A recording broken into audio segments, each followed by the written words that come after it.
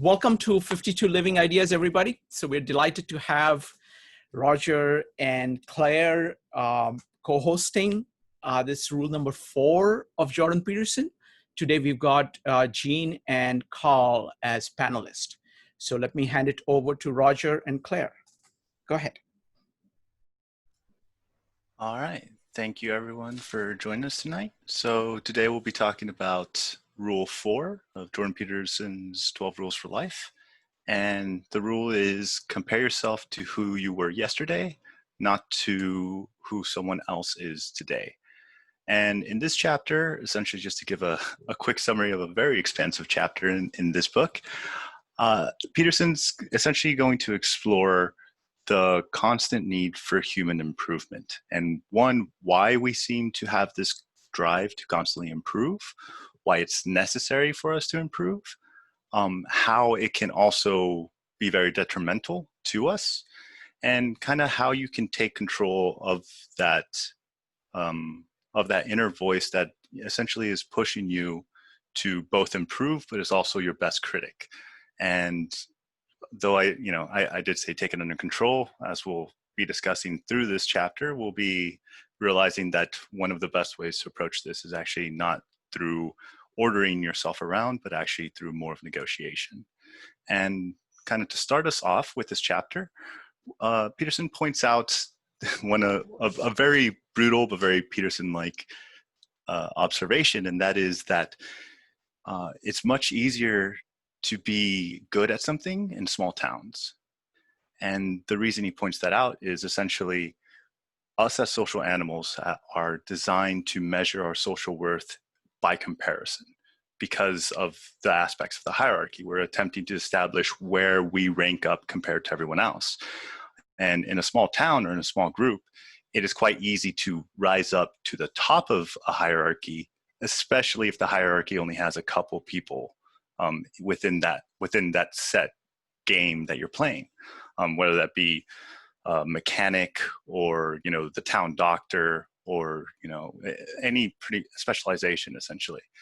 And he turns this around and says, but the reality of modern life is that most of us now live in cities, and even if you're 1 in a million, but you were born in New York City, that means there's 20 of you.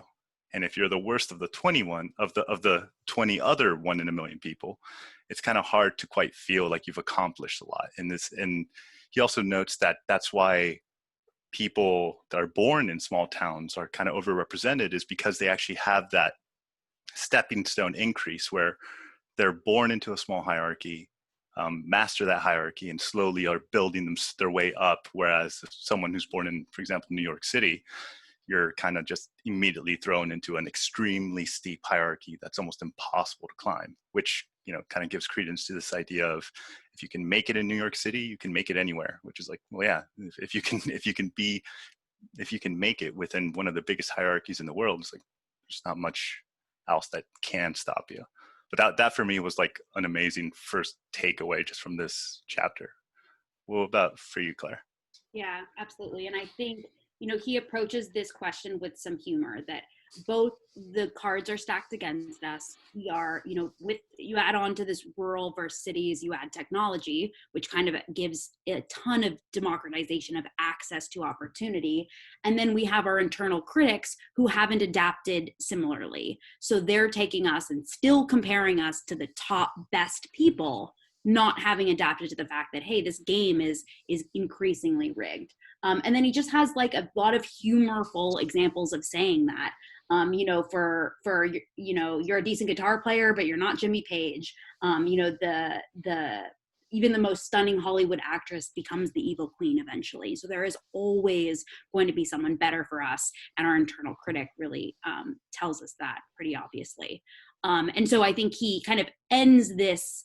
And then there's an element too of just equality of outcomes isn't real anyways, right? And that there will always be that Pareto distribution of those that succeed much higher. And so he ends this kind of first section saying, hey, the cards are stacked against us. It's really difficult, increasingly so. And most of our internal mind tells us, hey, just give up. And he kind of sets up, hey, there might be an alternative. And what would that be? Right. And he also, another thing I do want to highlight from this section is that he also points out that uh, we need standards, and that standards are actually what cause failure, right? It's the very fact that we have a bottom line of like, this is how good you have to be considered good, that creates failure. However, that is also the price we pay because standards are required, right? We want standards for pilots. We want standards for, doctors, for all these things. And, he kind of points out that worthless is the default condition, which is an extremely rough thing to say. And he kind of takes it to the next level by saying that, look, he's kind of trying to put in the case for why it's very easy to be extremely nihilistic, especially nowadays, right? And become very, very hopeless. And there's a quote that I really liked that I remember when I first read this book that I also really liked. I just wanted to read it real quick. But he kind of points out that it's very easy to fall into this nihilistic trap psychologically. And he says, in a million years, who's going to know the difference? The proper response to that statement is not, well, then everything is meaningless. It's any idiot any idiot can choose a frame of time within which nothing matters. Talking yourself into irrelevance is not a profound critique of being. It's a cheap trick of the rational mind. So in other words, it's kind of this, simply because you can make it to the point where you can't see your own value doesn't necessitate that you've actually done that. It's just kind of, you've just create a time scale that's impossible for your impact to be seen. That doesn't necessitate there wasn't something there of value to begin with. And kind of from there, he's kind of tries to turn this voice of constant criticism that we always have, and that kind of does lead to resentment, into the fact that it's like, well, maybe we've been looking at this wrong, or maybe you, like a lot of us, are looking at this wrong. And it's this idea that he then goes into talking about games and this idea of the hierarchy as multiple hierarchies which are valuable. So it's not just one single hierarchy. So for example, in many ideologies, right, you oftentimes see a very single linear ranking of some sort, either, rich, poor, proletariat. It's always almost a dichotomy in a sense. And Peterson kind of points out that's like, well, that's just not how life is. First of all, there's plenty of games that we're always playing, and we're always playing multiple games, and some of them we're amazing at, some we're okay, we're about average, if not below average, and some of them we're completely terrible and just fail at it. And so when we talk about comparison, and when we talk about how we see ourselves, we should always consider every single game we're playing. And that's kind of his first requirement before you start comparing yourself to anything, is like, remember that you're not just playing one game, you're playing multiple games, and not everyone's playing the same games. And you have a lot of freedom within those games. So you have ability to change the game, and you have ability to invent new games. And then again, as Roger's saying, there's games across life, work, relationships, health. And then even more, the specifics of each one of those games is specific to you and your own lived experience within it. So he talks about, your coworker might be way better than you at work, but who knows what other games he's failing at in his life. Maybe he's having troubles with his wife. So, we only have visibility to that one game that we're sizing ourselves up against someone else, and in reality, we're juggling a lot of balls. Yeah. And I also like that he kind of points out the impossibility of the thing your brain is trying to do. And he kind of points out that it's actually a misstep of logic to try to do this, is that when you're trying to compare yourself to someone else, first of all, you're not both playing the same game. Apart from the fact, from all the background and everything else you're coming in, you're also just not even doing the same things or trying to achieve the same things, right? And then he kind of points out that, look, this is more than likely what that little voice in your head that's always tearing you down is going to do. It's going to select one single arbitrary comparison. In other words, only one dimension is going to be even noted. The second thing it's going to do is that dimension is then going to be the entire value system. It's going to be the only thing that actually matters in this little voice's perception.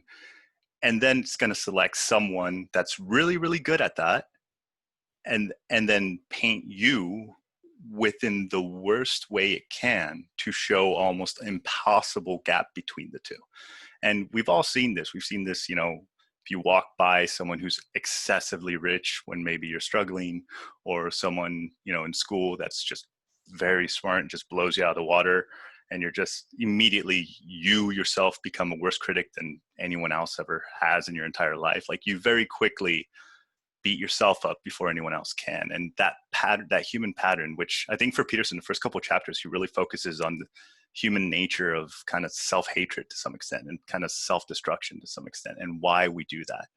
And it's the gap itself that he says shows the sort of fundamental injustice to life that makes it all the harder to get the motivation to make that first step. And that's that self-fulfilling process, see that feedback loop that our self-critic kind of creates.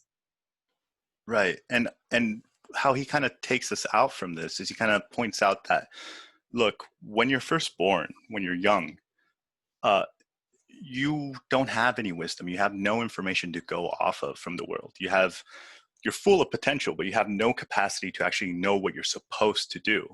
So, and since standards are necessary, you try your best to become the people around you, right? And that kind of starts to shape you.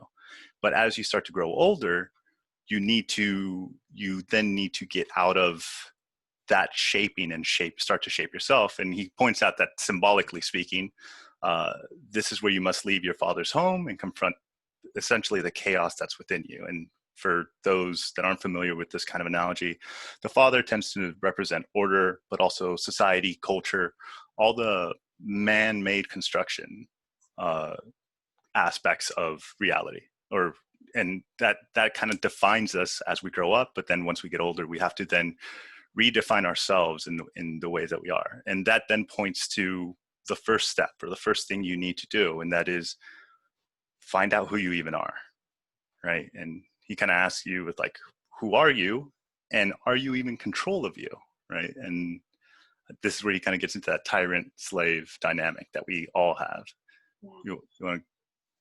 Yeah, absolutely. And I think it's worth pausing on this for a moment, because this father chaos metaphor sounds like the loony bin when you first hear it for the first time, but it really is it's a deeply metaphorical, and it relates at all sides. And I think what he's kind of leading up to with this game is there's many good games, but there's really one game that's worth playing for all of us. And that's the game of our own lives.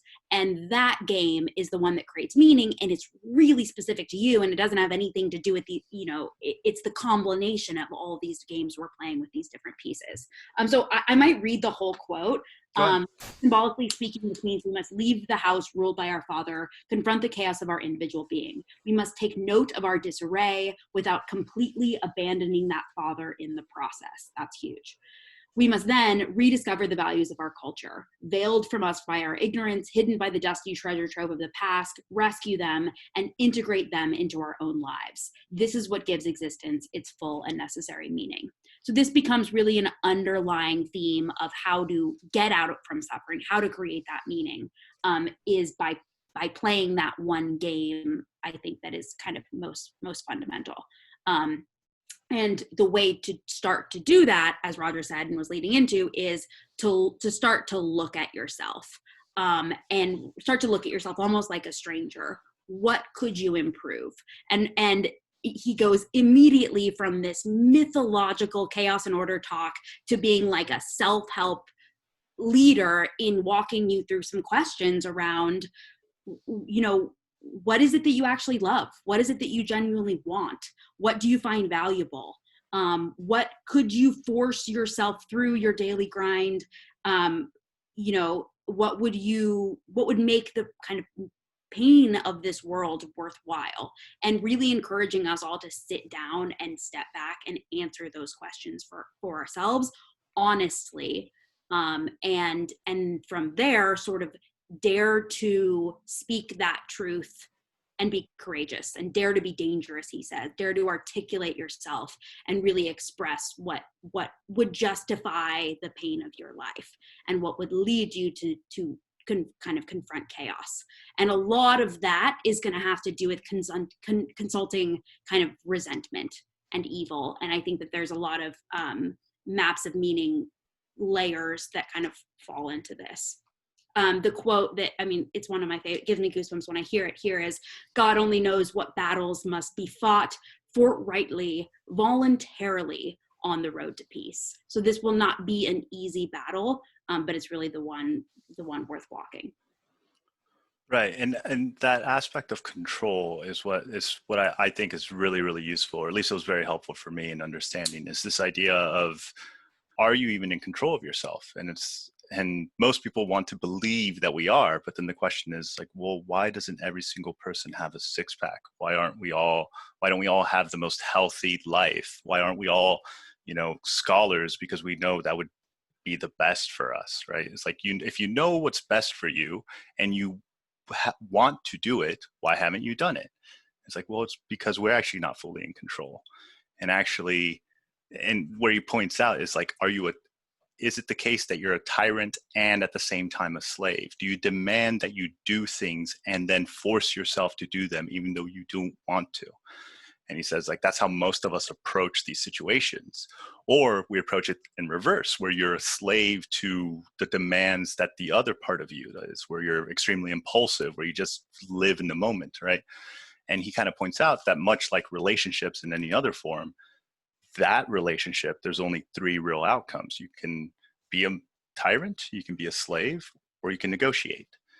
And the negotiation is what he believes is the real solution to this, right? But to negotiate, you have to know who you're negotiating with, which is yourself, right? But this is where he kind of starts bringing up the Jungian ideas a lot. As Claire mentioned, he kind of says, like, you should try to be dangerous and brave and honest. What he means by that is you should start to explore your shadow and express your shadow. In other words, you should find out what it is you want and like. And he points out, even, for example, in relationships, what are those unforgivable fantasies that you don't want to share with your partner because you're afraid of their judgment, right? It's like, is it really that you're afraid of their judgment? Is it really something that's that horrible? Or is it something that you've simply convinced yourself is a moral choice that you should avoid, right? And he kind of applies this to a bunch of different things, but just to kind of give a general highlight, it's also an exploration of your own resentment and getting information through that resentment to understand yourself, to understand the things you hate. And what he kind of points out is that, like, to do this is to kind of understand what morality you're already standing on. What do you already believe, but you just don't know it? You've been acting it out, right? And this is what we're going to get into about values and always being acted out, and values already existing before you ever understand those values. But what he's kind of saying is, like, if you look at yourself as a stranger and see how you act, you can start to understand what you actually care about, because you probably don't actually know. And the reason you don't know is because you probably don't want to admit it. So he kind of recommends, like, when do you hate people? What things make you lie? What do you hide from yourself and everyone else, right? Kind of really digging into your own self. And they're questions that we ourselves don't like asking, even if no one else will ever find out those answers. And he kind of go ahead. No, I was just, it's important to ask those questions we don't want to ask. If those are the ones that if they feel hard and scary, those are the ones to lean into. And I think that lying piece is really important. He says, what are you inclined to lie about, assuming that the truth would be intolerable? So what is causing that resentment? What is causing that lie? And those are the ones to really take stock of, which leads into our next section. Right, because for this next section, he kind of finishes this section by pointing out that, look, at the end of the day, you're a unique being, right? No one else is like or will ever be like you. So comparing yourself to others is literally an impossible task that doesn't even provide you any information. It's like, but you do need to improve, right? You do need to have some standard and benchmark that you can weigh yourself against. And to improve also means that you need to know what to choose be able to choose between what you should spend your time on and what you should let go. And here's kind of where he jumps into the more science aspect of it, of perception, and how perception in psychology, perception is defined. This is definitely very maps of meaning, but the idea that what you value determines what you perceive. And he starts by kind of pointing out that, look, us as humans, we're designed to be hunter-gatherers, right?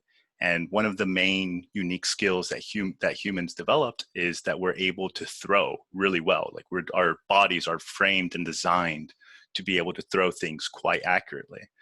And he also points out, it's like we hurl insults, we launch plans, we pitch ideas. Like our entire framing and framework is like that. And he also points out that when we miss a mark, and we fail or sin, because sin, and there's another interesting point, sin means to miss a mark, to miss something that you're aiming at. And he kind of also points out that because we're aiming creatures, and because to aim or to aim your sight at anything is required for navigation, we must always have an aim. We always need to have a target, something we are going towards. And if we don't have that, that's where the entire system starts to really struggle, because by necessity, the system itself is built on the idea that you constantly always need an aim. And then he points to that, the fact that we always need an aim, as the reason why humans are insatiable, as the reason why humans must always be seeking improvement.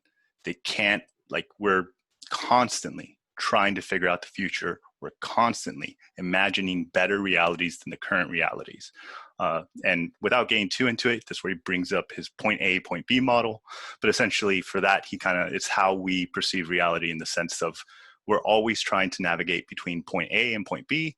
Point A is the current present that's unbearable, and point B is the desired future. And we're just constantly going from point A to point B.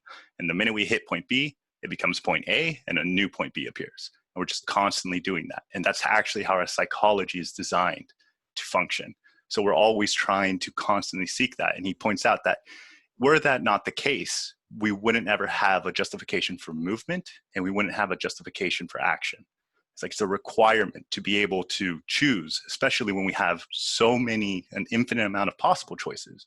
To be able to collapse those choices into one requires an inherent value perception and a value judgment. Yeah, absolutely. And I think we all resonate with that lived experience, is that we are always encountering the world and finding that one thing that we could correct. We're always on our way to that job or that car or that next thing, and feel that sort of insatiability. And so Peterson really says, hey, lean into that, really look at that, take stock of where you're aiming and what your point B is, because happiness is to be found on the road to point B and not in point B, because by the time you get to B, you'll be headed on to C. Right. And and this is the Sisyphus analogy, right? The idea that, and this is something that Peterson mentions a lot in Maps of Meaning, but it's the idea that humans are actually get a bigger reward kick when we sense that we're moving towards a certain goal than when we actually achieve the set goal, which is something to really internalize and really understand, right? Because then it's more a sense of progress that is what we find rewarding in life than the actual achievement itself. And so then the next point he kind of points out is, all right, well, if that's the case and we're kind of stuck in this, how is it that we shut up that voice, or at least how is it that we can work with it? And that, as Claire mentions, well, you have to take stock. You have to figure out who you are. You have to figure out what you want. And then you have to figure out, how is it that you treat yourself? How is it that you talk to yourself? It's if you wouldn't expect other people to do the things you want them to do, like your wife, your father, your son, why would you assume you would do the same? And he kind of runs through this little experiment of kind of asking yourself and negotiating with yourself of hey, buddy, how are you doing? Look, I really want to do these dishes. What if What if we get some coffee afterwards? Would you, be willing to do that? And what he points out is a lot of times if you actually engage with yourself and engage with, the self-talk, there will be a response. You'll actually answer yourself, but it's almost a slightly different aspect of yourself. It's like we do this all the time. We're constantly talking to ourselves all the time, right? But as long as you're always identifying that's still you, it's normally not identified as schizophrenia. Like the problem is whenever you start thinking it's someone else, that's when it becomes a bigger issue.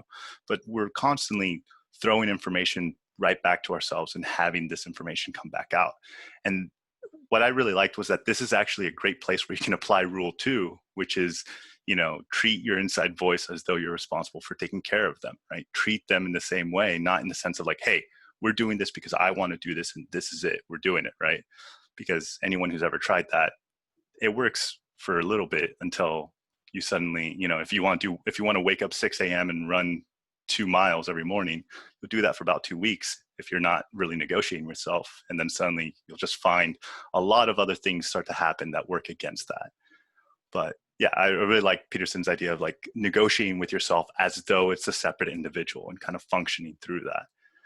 Yep. And if you can, as he says, call upon that voice properly, if you can have a mature conversation with that self voice, what you'll start to find is that your voice will start to suggest things to you that you could start to fix, that you could start to put in order, and that you would be willing to. And I think that starts to lead into this next concept of aim small. So where are you going to start? Where is your B? Well, what's the B that your internal critic would be willing to barter with you and would be willing to do? And that's I think where he suggests you start. Yeah. And this idea of like that, because your sight's also dependent on aim and aim is dependent on value, like the whole system is kind of functioning with that idea, right? That like you already have an internal mechanism that's constantly pointing you, but you have to actually open a dialogue with where that aim is being pushed towards. And he actually points, because the point he's trying to make here is how your aim defines your reality. And this is where he brings in the famous gorilla experiment, or if you went to, I think it was our perception talk, where we talked about how what you look at or what you're looking for defines what you're looking at, essentially, what is actually visible. And he points out that one of the main reasons for this is the world is actually excessively complex. It's so complex we don't actually know what it actually looks like. And from an evolutionary perspective, we created a very small mechanism to be able to detect some light. But most of our eye is actually extremely low resolution. It's only what we're aiming at that's like HD, that's high definition. And therefore, it's only what we're aiming at that we can even see in some way, not even fully, just in some way. It's the part we're most looking at. And Peterson kind of points out that therefore it's not just a metaphor and an abstract thought. It's empirical knowledge that you're limiting depending on what it is you aim at. What you choose to value defines what information around the world you're exposed to, right? So understanding that and understanding that what you aim at truly defines how you understand reality around you can really help you see the actual importance and value of what it is you're currently aiming at right now. And that's why Peterson's favorite quote is like, careful what you aim at, because what you aim at will define how you perceive reality itself. And I just found a really beautiful analogy that he brings up about Maya in the Hindu view that people are blinded by their desires, and that Maya is the illusion that does that. And he kind of points out that's more true than just metaphorically true. It's like that's actually the case. Your desires define what illusion is presented to you. And finally, one last point is that he also talks about, if you went to our subpersonalities talk, he also talks about how this perception and these desires that then shape the priorities and function not just as sight frames, but as frames of motivation and everything else, function as though they're subpersonalities, function as though they're a one-dimensional person inside you that's kind of driving you and telling you what you shouldn't aim for. And now he's going to start moving into this idea of like, well, which one of those should you keep and which one of those should you push off and should you get rid of? Yep. And so given that selective attention, given that it is so expensive neurologically to focus on one thing, if you chose to break out a thing that is going to be overwhelming, or you're comparing yourself at the wrong level, it's going to be really easy to fall into that nihilistic, the world is way too hard, and it's fundamentally unfair. And so he says, so that's why really take stock of how big you're aiming. And then he has this just funny, he says, well, it's because you don't want to shoulder too much to begin with, given your limited talents, your tendency to deceive, your burden of resentment, and your ability to shirk responsibility. And reading this, I'm like, well, how does he know that's me? But it's not, it's everyone. Like, it's so weird that we take these illnesses within ourselves and we tend to think that we're the ones that have them, but everyone really feels that way about themselves. And so set yourself up for that one thing you could do that you could make a little bit better, and then do that. And then see how you feel afterwards. And this starts to get into bartering. What could I do tomorrow morning that would make me feel better? And then what would I give myself as a reward? And then do that 3 times, and you're going to start to develop, you're going to feel a lot better. And then you're aiming somewhere in a bunch of Pinocchio stuff, blah, blah, blah. But I think that where this really leads to is paying attention, right? So where are you looking at? Let's really intentionally decide where that point B is. What could I fix? And if I'm not willing to fix it, aim lower. And I think that is really transformative and part of the kind of how this dense and multidimensional text becomes transformative in the people's lives that kind of read it.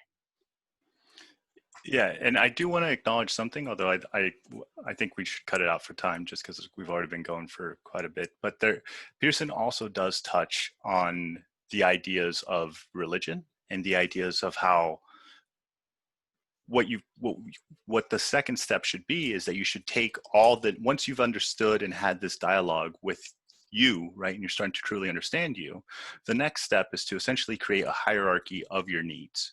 Understand all the different things you need and want, sexual desires, validation, social validation, money, freedom, creative expression, everything that it is that you yourself can truly be honest with yourself and say you want, and then put it into a hierarchy. Know which one's the most important ones.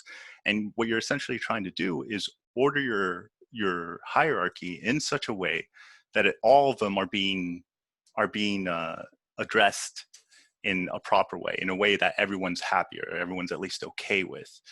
And then from there, he kind of jumps and just kind of points out, it's like, this what philosophy is trying to do. And he's like, and more directly, before philosophy, this is what religion was trying to do.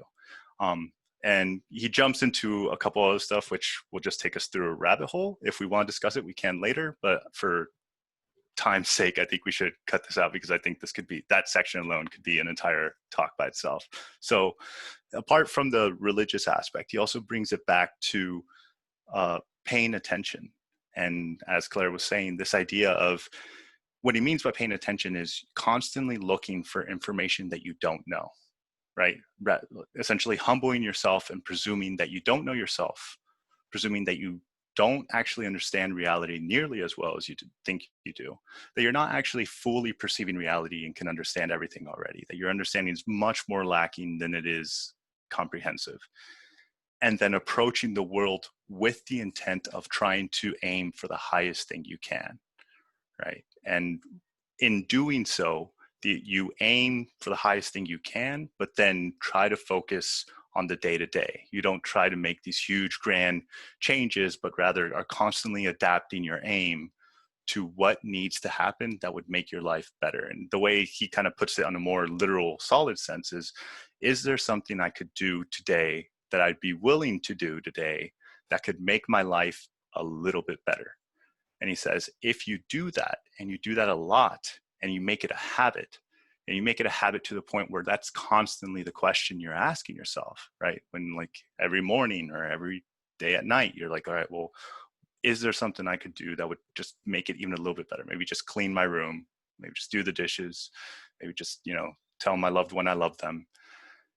He says all those little shifts, all those little changes provide compound interest, right? Like as you do it more often, your bottom line starts to get higher and higher, and it accumulates, and the impacts get bigger and bigger. And he basically says, do that for 3 or 4 years, and the changes that you'll see within your life, if you're doing it daily and just constantly doing small, manageable, but meaningful, slight nudges and changes that you yourself define will make your life better, you're on the path to what, from religion perspective, the kingdom of heaven, right? But Yep. anything you want to add? Yeah, absolutely. And I think, as those objectives become more complex, and as that, as you get better and better at that, it will not be easy. There will be things that need to be reconciled. And I think that gets to this value, hierarchy of values that, and the goal being to integrate everything, so that in each place, how things fall. And I think this gets back to saving your father from the underworld, is that coming back, confronting chaos and coming back to kind of your father or old culture does not mean disregarding it. It has to mean integrating what you came up learning, what those old values are, with any kind of new value set. So really paying attention to when things don't feel comfortable and really looking there. And that's, in your mind, will kind of guide you there, hopefully, but that's really kind of the place to start. And he ends with a optimistic message that, there is habitable order to establish beauty, and to bring beauty into existence. There is evil to overcome. And in doing so, you will make yourself better. Yeah. Any other thoughts? Yeah. Well, and no, just bringing it to more concrete examples of, I was just going to open the floor for Carl, if you would like to go first, to kind of just show how these small incremental changes can really have massive impacts. Yeah, absolutely. Like, I think there's a lot of, the way Peterson talks about this chapter, it really gets into a lot of depth in terms of like the psychology of it and the science and the philosophy. And it's really easy to get tangled up on it all, but I just like to, and that's all fantastic stuff. I'm super interested in it, but I just want to try to distill it down. And that is, the basic principle is to compare yourself to who you were yesterday and not to somebody else. And if you just look at somebody else, it just might be an overwhelming question. But I remember a time, not very many years ago, where my life was just very, very messed up, very bad. I was just incredibly miserable. And I thought, like, I thought of this was before I even heard of Peterson, but all the same principles apply. It's the same concept as this chapter exactly. And I thought of Maslow's hierarchy of needs. And I thought, okay, what do I actually need? Like, I'm a miserable person. I've got all sorts of resentment, and I've just like, it's just so pathetic. And so, like, what do I actually need? And so then I made like a little pyramid showing like my needs, like a higher ones and lower ones. And then I thought, like, what are the like micro habits? Like, what could I do to make my life better, right? Like, there's tons of things you can do, but like, if your life is totally messed up, think like, well, what's the thing that would be the least amount of effort that would have the biggest positive outcome? And so I did that kind of little exercise, and I thought, well, what are the habits? What am I going to do? Try to attempt to do on a daily basis, weekly kind of basis. So I set my goal on what I wanted to become, but then after that, I just kind of forget the goal and just think on a day-to-day basis, just think about these micro habits. So one of these habits is working out and getting stronger. And the way a lot of people work out, or they find somebody who's just unbelievably amazing you know, off the internet or whoever it is, and they try to follow their plan. Well, that's probably not going to work because, first of all, they probably have much better genetics than you. They might be on steroids. They're probably more disciplined than you. And so it's just going to be overwhelming. And so all the things that they do, those work for them. But like, if you're that much further behind, like, it's just going to be just discouraging. It's just not going to work. So what I did is I just thought of it in an incremental sense. Like, what's the smallest thing I could do? And I said, okay, the very first value of the exercise, in terms of planning the exercises, this has to be easy enough that I can do it every day or every other day, basically. And that no matter how terrible I feel in the morning, and like how groggy, how miserable, I'm frustrated, how thick my head is with fog, that I'll be able to do this exercise every day, and not quit. And so like the very first thing is to build the habit, because basically, so like say there's 350-ish days in the year, and say I work out 3 days a week, that's 150. Yeah, 150 crappy workouts a year it's just unbelievably better than 2 weeks of amazing workouts. So the first goal is to just have a habit that I could reproduce. And then I found that, you know, I'm riding my bike to work. It's a very short ride. It's only 5-7 minutes or something like that. And there's this one hill, and I just decided I'm just going to crank up this hill as hard as I can. And then I noticed that I got this massive endorphin boost because I just did that like super hard workout for like 1 minute. And it's just that right amount of time that, you know, my lungs are bursting, my heart is pumping out of my chest, but it's only 1 minute. And I've just blasted up this huge hill. So it just gave me a huge burst. So basically that was my workout, right? And then I designed my workout to be just an endorphin boost. And then I started doing body weight, strength training, push-ups, pull-ups, stuff like that. But all the time I just took it in incremental basis. And I've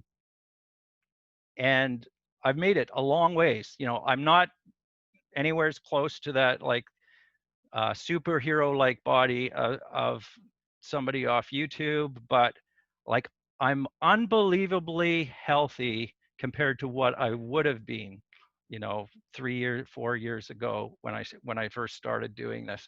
And it's huge. It's really huge. When I was in my 20s, I got tendonitis in my wrists really bad, and it was really hard to get rid of. There were a ton of things I couldn't do, just very basic things.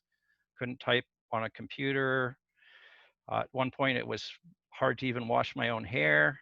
And it took me 7 years to fix that problem. Well, getting my body moving right makes that a zero risk problem. Like that's used to be bugging me at the edges if I overdid it at work. Well, now that's like not even a problem. Like leg flexibility, you know, like I'm getting a bit older. So laying on the couch and my legs would just start hurting for no reason. And I figured out how to get more flexibility in my legs. So like, seriously, I'd be crippled. Okay, I'm exaggerating a little, but I would be in pain every day if I didn't like figure out this stuff. And I just did it all incrementally. So I just built it up little bit by little bit with the basic principle that I'm going to do something. Each day I'm going to try to do a little bit more. But if it's too hard and I think I'm going to quit, just reduce the effort level and make sure I do the workout, and then I can slowly increment it up again and just keep doing that. And so and it's transformative. It changes the way I carry my body. I can carry myself with confidence in any situation in terms of my posture. And that was, even just doing that was something that was difficult to do before. So anyways, I got really excited, maybe went a little bit long there, but I just found it so incredibly helpful to take those small steps of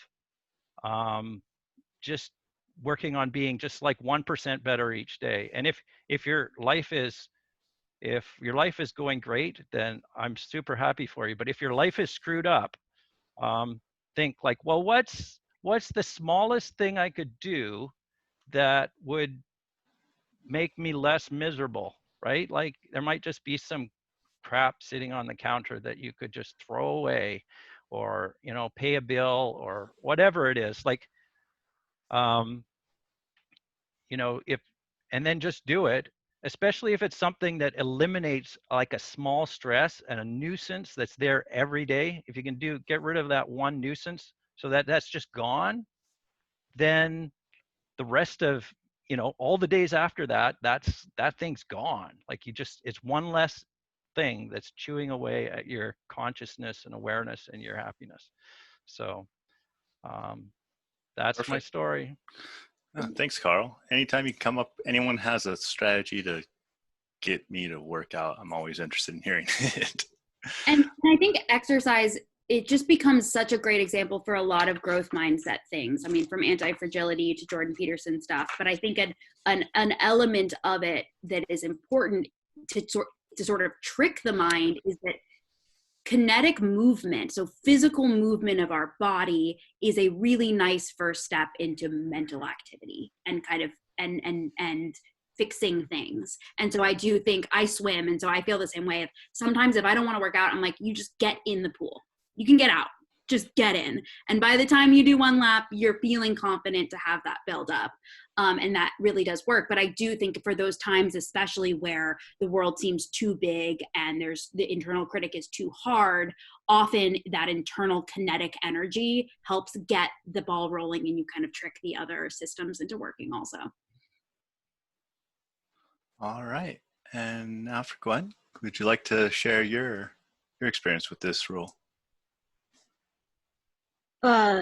Yeah, I have 4 things I really get out of this book I want to share with.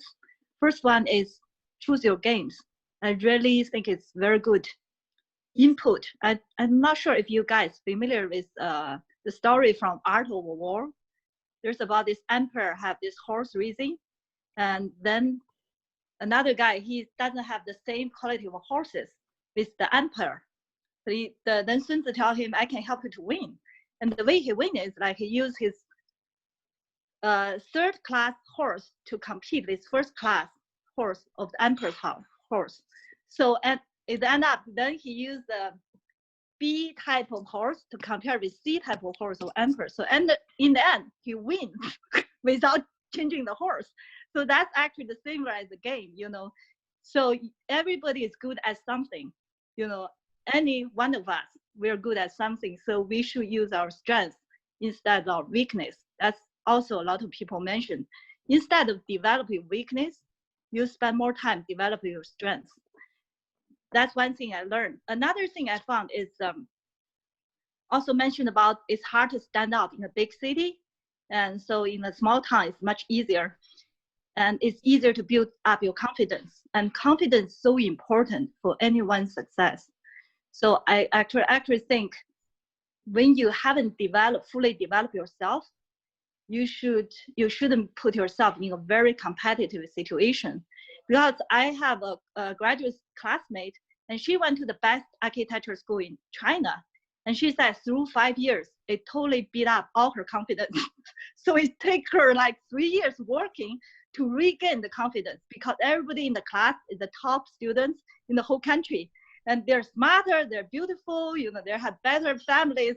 Like she cannot compare with any of them. But when she actually get to work, she said, oh, she's not that bad.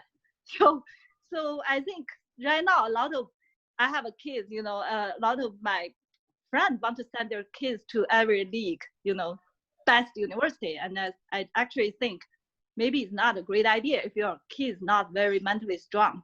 So maybe, do you want to be a big fish in a small pond, or do you want to be a small fish in a big pond? So maybe it's better to be a big fish in a small pond, to have that confidence, that strength before you move to the big pond. A third thing I think what I learned is like, before we fully form our character and our ego, and we have to use some outside reference to develop ourselves.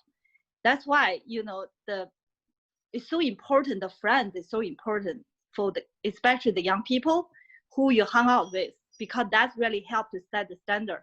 So actually remind me of my kids, we all want to go to the best school, because that school actually creates a standard. No, it's so funny. My son actually shared with me, he doesn't want to do the long distance run again. I said, why? Because he's not good with it. And he said, the funny thing is, nobody wants to be the last. It doesn't matter, they hate to be the last one. So I think if you're in a relative good neighborhood, every set relative standards, so kids cannot be too bad. So then the fourth thing I think is once you develop your ego, then you can actually be different. And unfortunately, a lot of people didn't really develop their ego, even when they actually older. That's why I see in my neighborhood so many Asian parents, they compete with their kids. They compare their kids constantly. Because I think because they don't understand their kids or themselves. So the only way they know they're good or bad is seeing other people. So it's very important to develop what's Jung called ego. Then you can really know your strengths. You don't have to compare with other person. And also I found it's very hard when you're young and you're different. So how you can actually protect yourself, which I found with my younger son, who I recently discovered may have ADD, because he's very high IQ, but he has so much frustration at school. It reminded me about the story about ugly duckling. Actually, I tell him, I said, you're the little ugly duckling because you're swan in these ducks and you're way better, but you don't know. You cannot fit in. So I think, and I also read the story about Albert Einstein, and I think a lot of people, he also have ADD. And I think a lot of people, their parents, at that time, their ego is not fully formed. It's really take the parents, the mom, to help them to protect it, to help them to build up that confidence before they can really build up their own.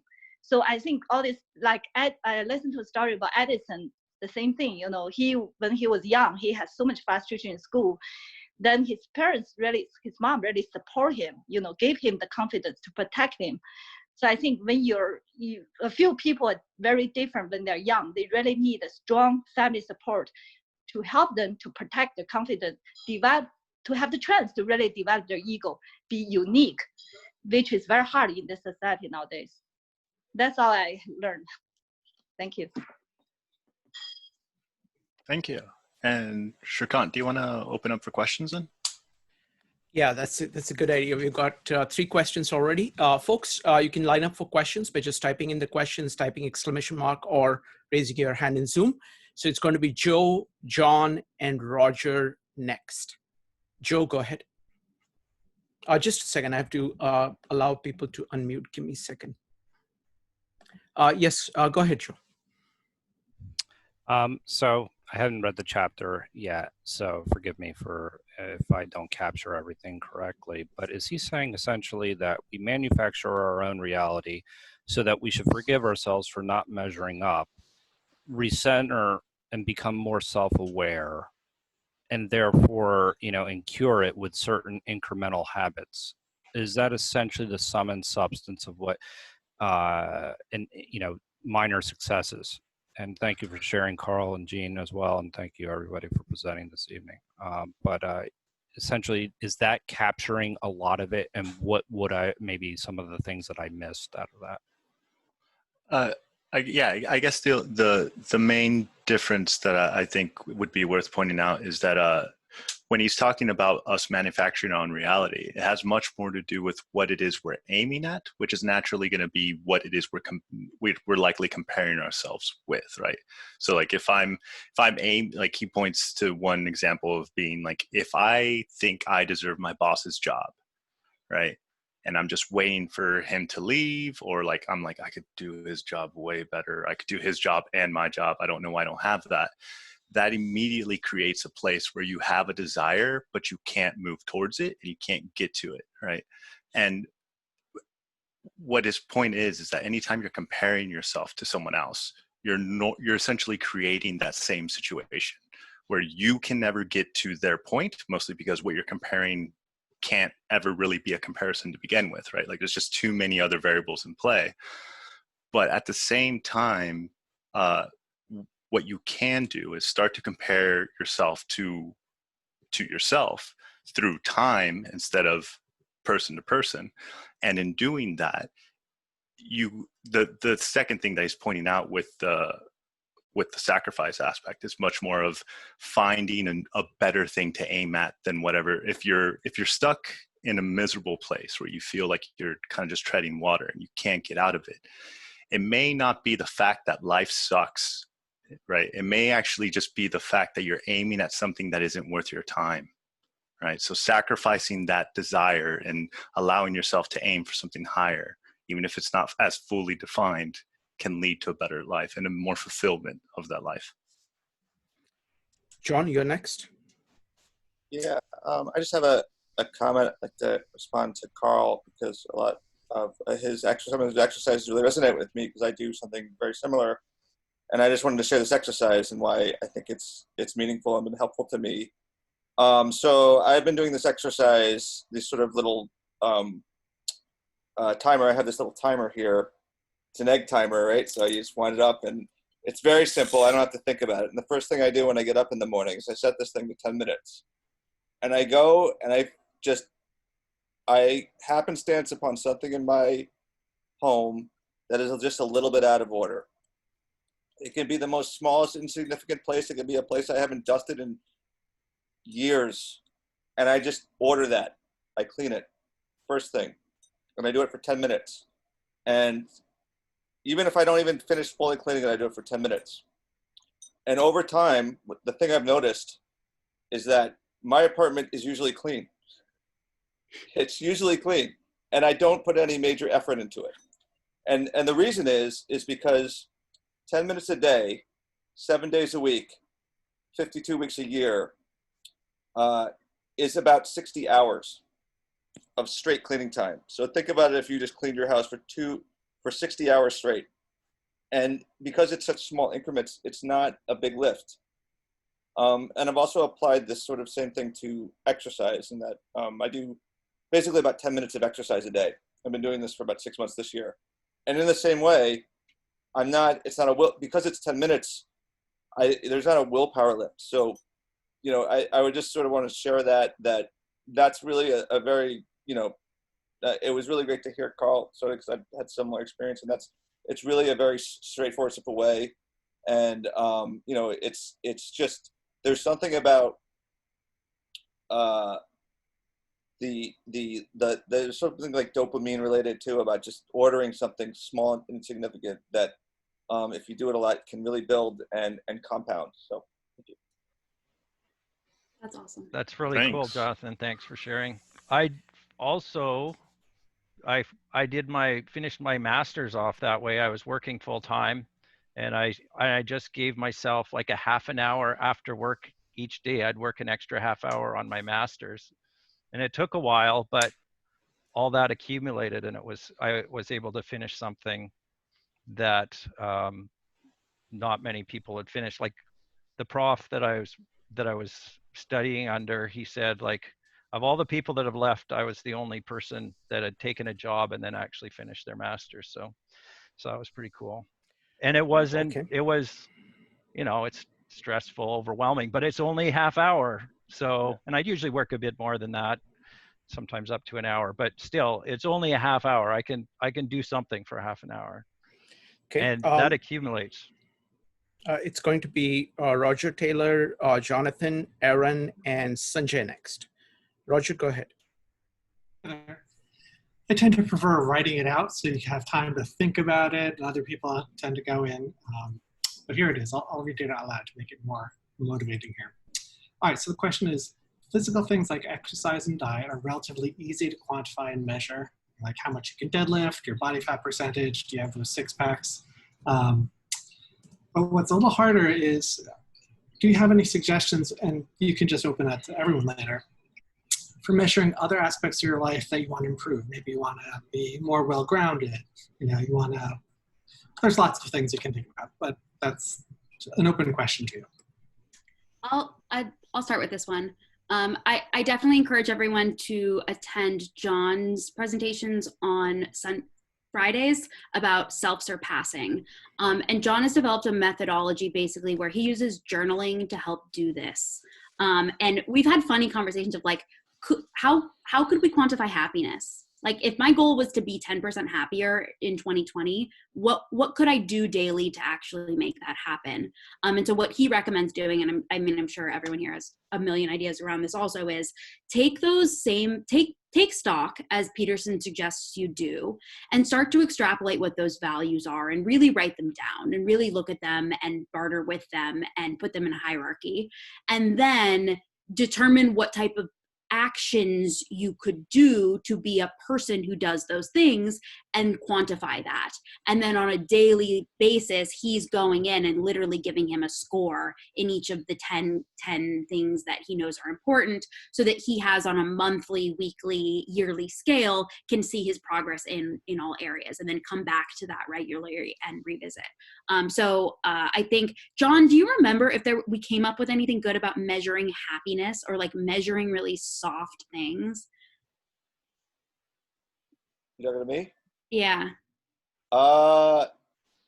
Measuring.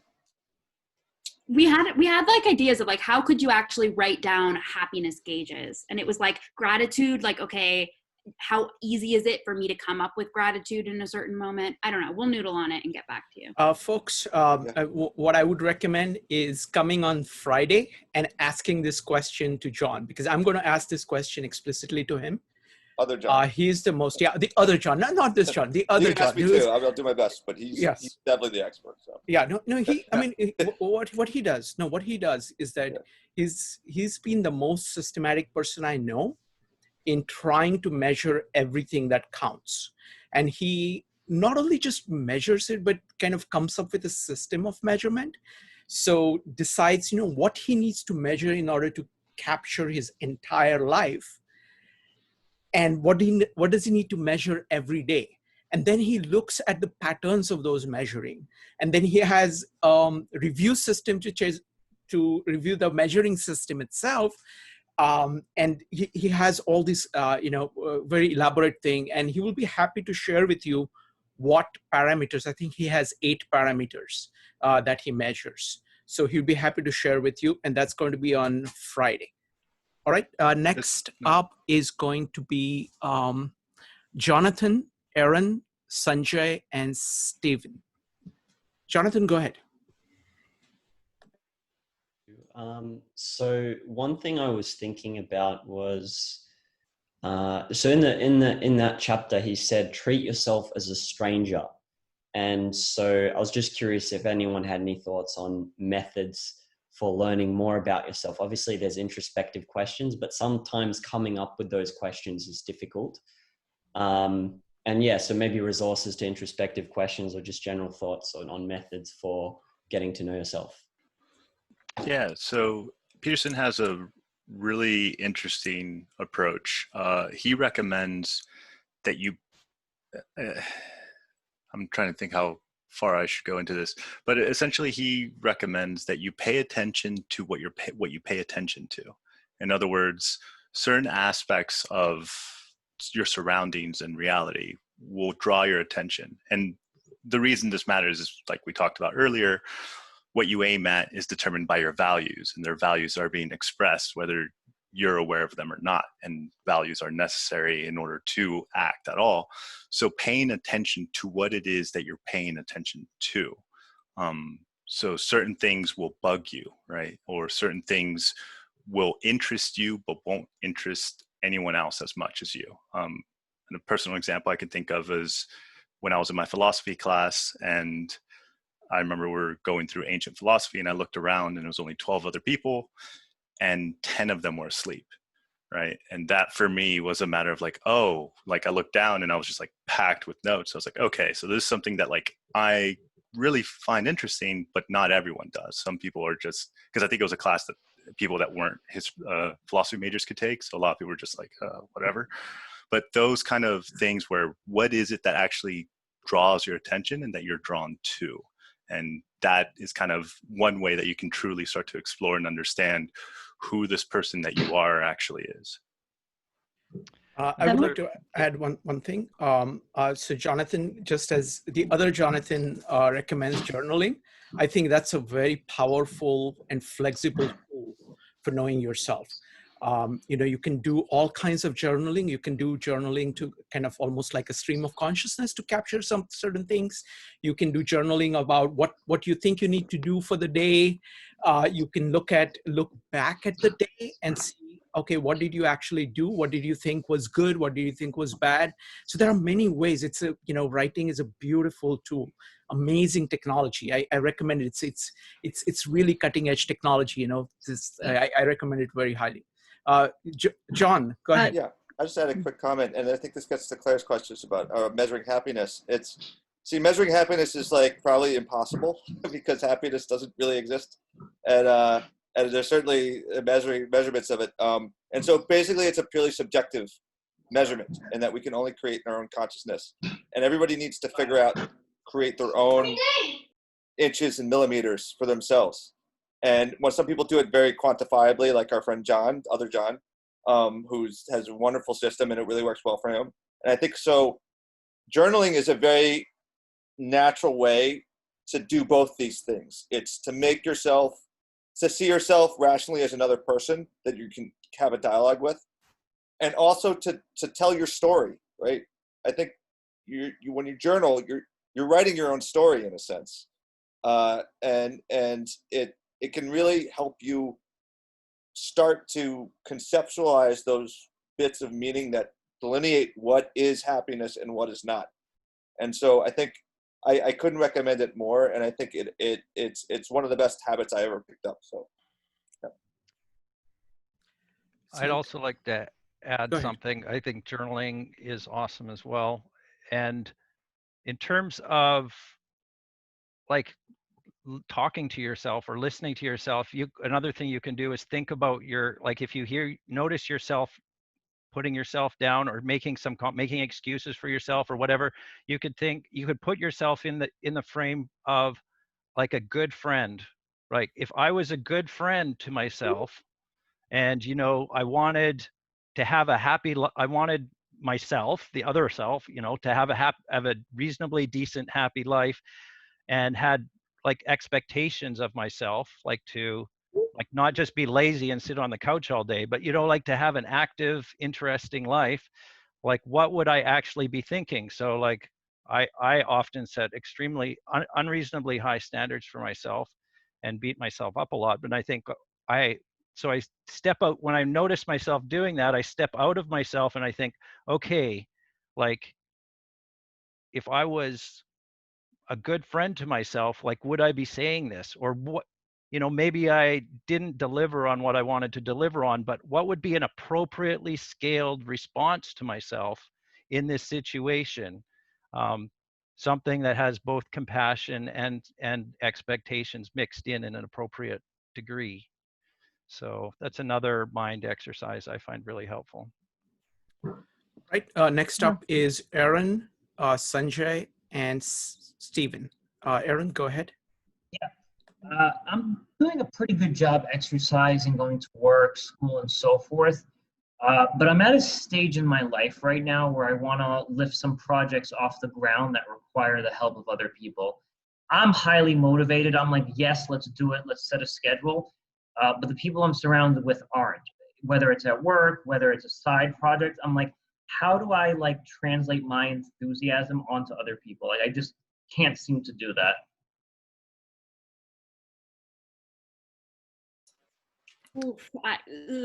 I mean, the thing I want to say is I find different people. I mean, I think this relates a lot to the rule last week, rule 3, you're surrounding yourself with people that want the best from you. And the only way I have found is by leading from example, by aiming so high that aim becomes infectious and people want to take up their own aims.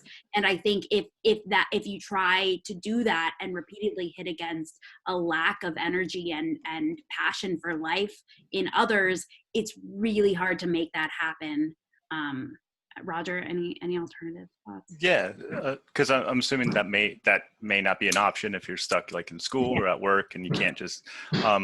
Another possible alternative is just kind of approaching it similar to how you approach yourself with that. It's like if you just want them to do this thing that you're really passionate about, more than likely most people are going to push back. But if you approach it as a negotiation, right, like just straight up directly asking them, it's like, hey, this is really important to me. I really would like to get this done. What could I do that would get you interested? Or what would you need to see to be able to get as excited as I'm currently feeling about this project? Like what part of it do you want in? And like, you know, it's kind of getting that buy-in from them. It's like, what part of this would you like to take ownership? That would be something that would be worth your time. And then kind of getting them involved in the creative process too, so that they have skin in the game as much as you already do, right? As enthusiastically as you already feel about it.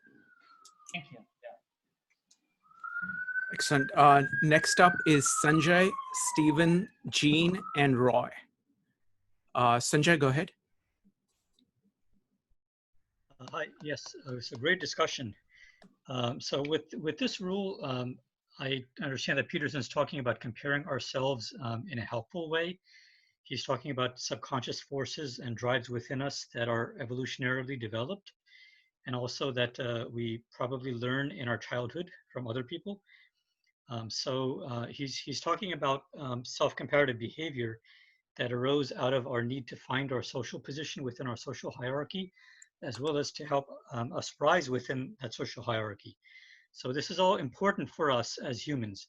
And I agree that it's always better to compare ourselves with others because there are many more benefits as we're talking about here. But I believe that in some cases, it may be important to compare ourselves with other people. And that's really what my question is around. I don't know Peterson's ideas in this area well enough, so I'd like all of your inputs on this. So can we compare ourselves, for example, you know, he talks about this critic in us, in our subconscious. So is it possible for, I think, I mean, my understanding of psychology, I think it is possible. So I just want to get an understanding of what you feel Peterson believes on this. How possible is it for us to develop a positive critic, you know, which would not really be a critic, that helps us to develop ourselves by finding the right people with which we not compare, but, you know, assess. It's a more helpful type of assessment.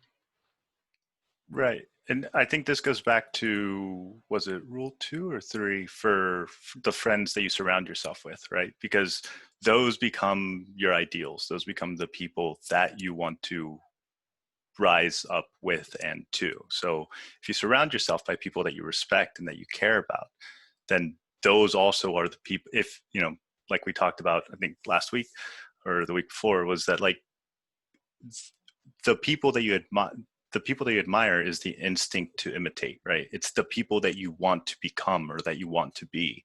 So I think it's more a matter of the negative comparison that he's trying to say that we all have, and that's, you know, natural, especially if you're having troubles in life, or when you, more accurately, when you have troubles in life.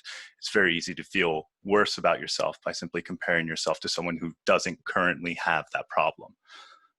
But yeah, I don't think he would say that it's full, like Peterson almost never talks like in complete absolutes. Like mostly he's more referring to the specific situation of whenever you have that voice that is excessively critical, that just is constantly beating you up and you feel like your life is meaningless because of that. You know, there's not like one possible solution is that maybe you should consider what you're actually valuing to begin with and what the comparison is in the first place. And if that's even a worthwhile endeavor to begin with.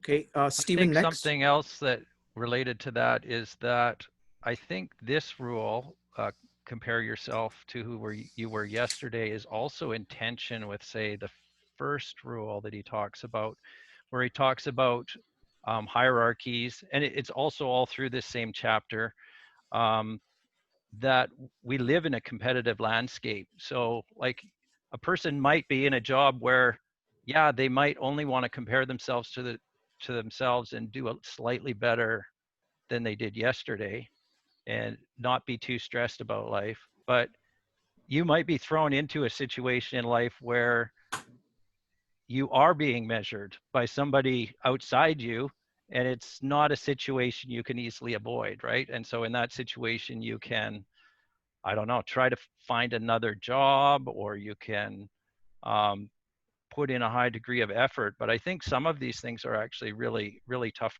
to solve. Like, what happens?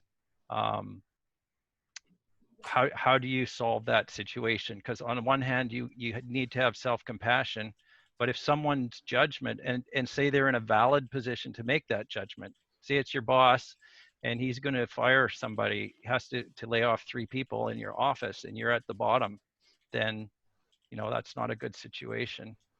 Okay, and next up is Stephen, followed by Jean. Stephen, go ahead. Thank you.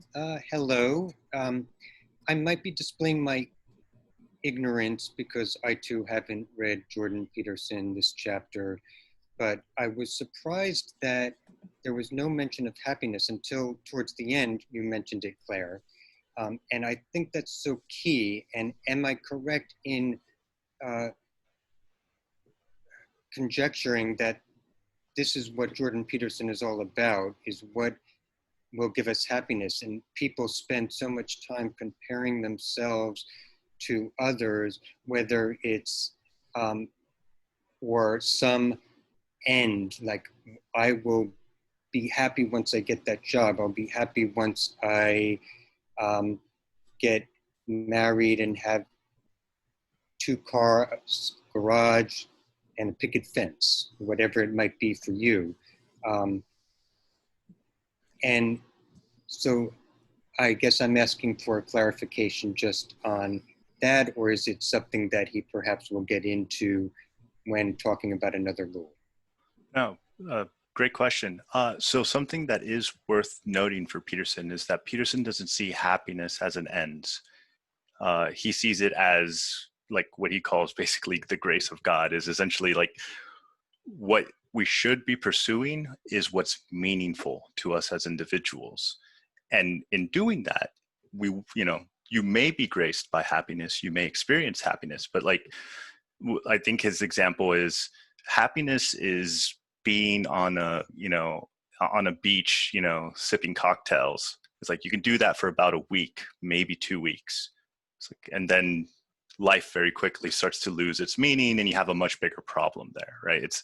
He uses, I think it's Dostoevsky's idea that like, even if we gave humans a perfect paradise where all they had to do was have sex and eat cake, the first, like after a couple of months, they would just burn it all down just to have something happen, right? So his view is that meaning is much more important in life than happiness. Still, happiness has its value. It's more of an apparition that happens through life, not something that we should directly aim at.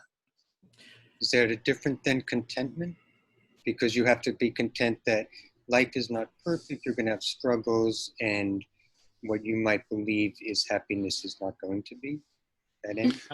The other thing that happens with happiness is if you're thinking about whether you're happy or not, you're actually in an analytical mode where you're no longer in the experience anymore. Whereas happiness is something that happens when you're caught up in something. So the quote from Peterson is like, nearly all of the positive emotion that you're going to experience in your life will be as a consequence of seeing yourself moving towards a goal. And so that happens when you see that happening, and it's a sign that your body, you're getting a dopamine kick saying like, yeah, you're doing the right thing, keep doing that thing. And so Peterson talks a lot about aiming and heading towards there. A byproduct of that is happiness, but if you're looking for happiness as the end, you're going to be disappointed because there is no end. Like right. Yes. There's no way to get to that place called happiness, because once you get somewhere, you need another goal to give you another dopamine kick. I want to say something about happiness. I actually think happiness is when your body and mind and soul are all together at one place at the time. You really feel that. I had a few moments of that feeling. And I think that's actually the happiness.